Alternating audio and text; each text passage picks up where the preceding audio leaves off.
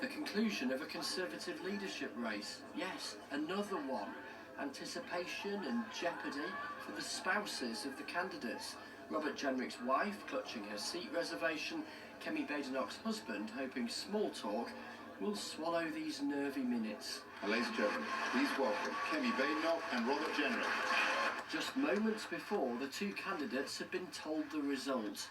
Now it was time for the rest of us to find out. Kemi Badenoch, 53,806 votes, and Robert Jenrick, 41,000. Kemi Badenoch had won.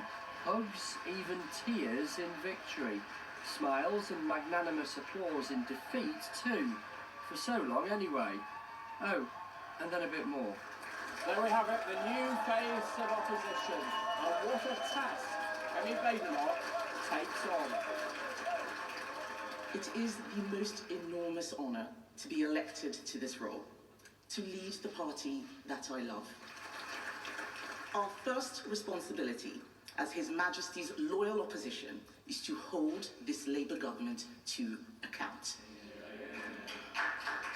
Our second is no less important. It is to prepare over the course of the next few years for government. It's a big moment, it's an emotional moment. For people who may not really know Kemi Badenoch, why your zeal for her?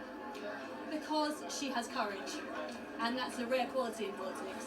Back in 1997, it took 13 years and 4 leaders for the Conservative Party to find a Prime Minister. What makes you think this time's different?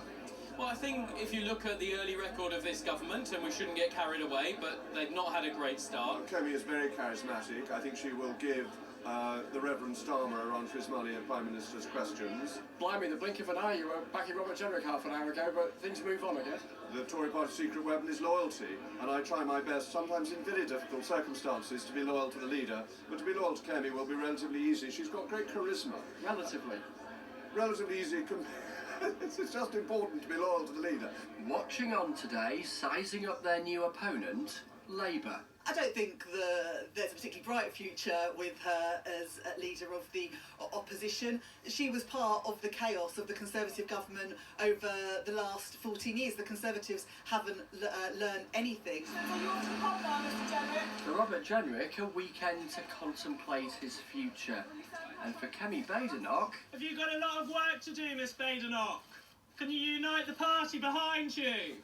These questions and many, many more.